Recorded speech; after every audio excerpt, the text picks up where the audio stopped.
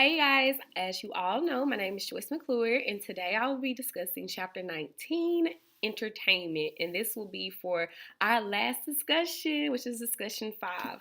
So, diving right into it, and to make sure that I stay on track, I'm going to break it down based on how um, this discussion asks questions. So, it started off by saying, discuss the role and responsibility of the entertainment media in modern American culture. And I will say that in today's modern time, that the entertainment culture is how we get information, how we learn about what's going on in the world. When people are trying to pursue a higher level of success, most likely they're trying to go through the entertainment business, which is why we have the rise of YouTube and Instagram and Snapchat. Everybody's trying to go viral. Everybody's trying to come up with that new crazy fad to get people going.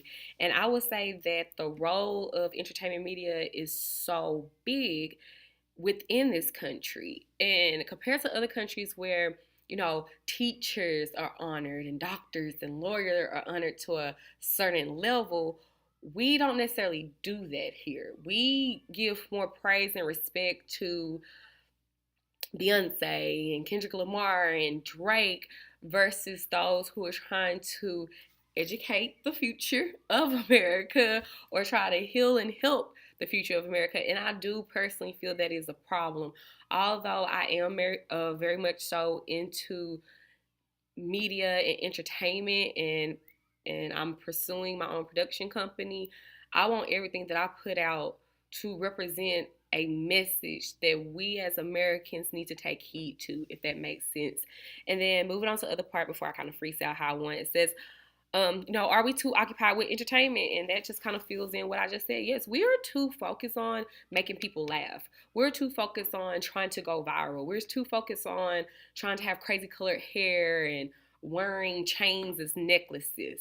And I don't agree with that. I feel that it's okay to be entertaining when need be, but there's a lot of things that we need to take serious in order to better our country. And I feel that we are taking the entertainment industry a little too far and overboard, to the point where we're not even respecting very delicate situations. And it says, consider the roles of celebrities. And I have a lot to say about that, but let me go ahead and connect this to the actual chapter so I can go ahead and go on my rampage, as y'all all know that I do. So one of the first things I wanted to address is the Yellow Kid. And the Yellow Kid, which you can find information about this on page 393, it was developed, well, the Yellow Kid was developed by Richard Alcott. I believe that's how you say his last name, and he had the Hogan's Alley comic strips. So basically, as a duo with yellow journalism, the Yellow Kid was used to put out topics that needed to be heard, but in a more comedic way. And later on, as time evolved, Pulitzer actually started incorporating the Yellow Kid into his New York World newspaper. But then his rival, as y'all all know, William Randolph Hearst, started utilizing the Yellow Kid as well into his New York Journal. So, just a little, the kid kind of reminds me of Kahoo. It's a little Nickelodeon cartoon or whatever. So he was basically bald and had like a little yellow dress on, and that put speech bubbles and have like little quirky comments that come out his mouth related to issues that were going on in the world, to, I guess, to make the messages that were being said not as harsh but a little bit more lighthearted, but people would be able to understand and wouldn't take it as, I guess, to the heart. And one modern example of that I wanted to speak about is the television show Blackish. Now, if you do not know what Blackish is, the star characters are Tracy Ellis Ross and Anthony Anderson, and I believe he has like some type of corporate America job. She's a doctor, and it's kind of like our modern day, a different world Cosby show. And what I really love about Blackish is that it is aired on ABC, which is a huge network, but it speaks upon the issues within the Black community. But it's a comedy series. So although they talk about very real, very intriguing topics that not only do the Black culture need to take heed to, but every person of every race need to take heed to. They do it in a more comedic way, so don't come across as harsh. But as you're kind of laughing, you're thinking like, oh, that makes sense. And I compare it to the Cosby Show and to A Different World because those shows, I grew up watching those shows, did the same exact thing. And I know A Different World was actually canceled because they were asked not to film an episode about the Rodney King incident and when California had that big riot, and they did so anyway. And A Different World was canceled because they proceeded with that episode. But I thought it was dope that they stood for what they believed in, and despite losing their show, their integrity meant more to them. And that's what I see with Blackish. That's what I see with the television show. And I see it as a branch off of what we have learned about the Yellow Kid.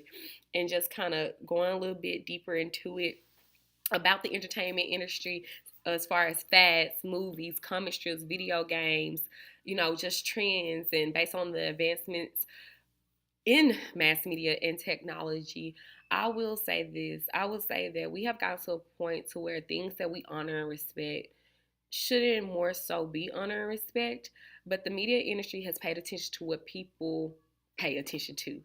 And they take that and they finesse it to where they can make income off of it. So I love me some Cardi B. I really do. But the how that's just such a big trend and how that's always constantly talked about and how she's just so wild and how she just so this. But when Cardi ventures off to talk about politics and things that we need to know, people actually take heed to it. Now, although I am a Cardi B fan, is that fair in regards to living legends such as Louis Farrakhan, who is a minister and a very prominent black activist? And if you do not know, Louis Farrakhan just recently got banned from all social media platforms because he was labeled as dangerous, because the things that he was speaking upon was going to bring too much controversy to social media sites. Now, how is it that when Cardi B talks about politics and things that need to change in the world, oh, we're retweeting it and we're praising it, and all social media platforms won't talk about it, but someone such as Louis Farrakhan gets banned? It's because Cardi is entertaining us, and although she talks about politics, she's also walking around with her behind out and her tongue ring showing and acting obnoxious and representing the stereotypes. Although she is Dominican, she has some black in her, but very strengthening those stereotypes of what a black woman is, or someone in the black industry, black media is. Like, yeah, she's speaking about something, but we're still going to show her ratchet side. And when she do speak of something positive, we'll still promote it because we know most of the time that she's going to act how we need her to act for entertainment purposes. I just don't think that's right. Because why would you ban somebody who's fighting for positive causes, but they solely only want to fight for positive causes, but you only promote someone who give you those entertainment aspects that you asked for? So I'm kind of on the fence about that, and I have taken heed to that and have started taking notice of those things, because in the early 1900s, it was very difficult to become a household name. And really, many of my peers probably don't even know who Louis Farrakhan is. But everybody know who Cardi is. And since we have evolved to having household names with celebrities and it's easy to attain, I just really feel like it's more so, as far as a business scheme goes, easier to get messages passed through people who are entertaining and basically can represent best of the both worlds, although best of both worlds isn't always as good as it may seem in today's time era. And then just kind of want to make sure that I just stay on track with my notes. And that, what I was speaking about is how entertainment carries with culture. And the thing is that I have taken notice that my generation do not take topics in society that matter, as far as discrimination, colorism, the lack of education, and knowing that education is important. I take heed of that. I know there's a problem with that, and I'm very extremely vocal about it. But I'm not a celebrity. I'm not a household name, and there's not enough of us uniting and discussing how within our culture there's problems with things that we are honoring, but we carry on with it anyway because it's a trend and because it's cool and it's popular, and it gets molded and added to our entertainment industry. And since entertainment is so big in America, we just consider it as normal. And that falls into plastic surgery, the whole plastic surgery trend. I mean, if you're into that, do what you want. Me personally, I believe everyone is beautiful the way God created them. I don't discriminate against if someone's too big or someone's too dark, someone's too light, someone's lips are too little, someone's breasts are too small. You were born with those things for a reason. But since it has become a fad, since it's because of trend, for me to think that way, I'm being inconsiderate. I'm being closed minded. And I just feel that entertainment is going to end up being the fall of this country if we do not start taking a stand and realizing that the things we're putting out there in the world, putting out there for our youth, are not good. And even if we do have to speak upon these topics in a comedic way to get them across, fine, let's get creative. That's our job in the media world. But let's stop making it seem like the abnormal is the new norm, and acting unruly is okay, and being wild and being crazy and not fighting for a positive cause is should be accepted. And those who are fighting for a cause, they're looked at as crazy or conspiracy theorists and all this yada yada yada. So yes, entertainment plays a huge role, and with that role, I feel like we need to take better care with the responsibility that we have.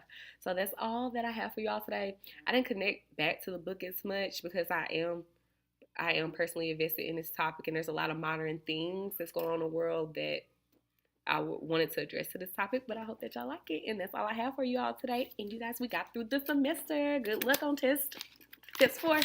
See y'all later.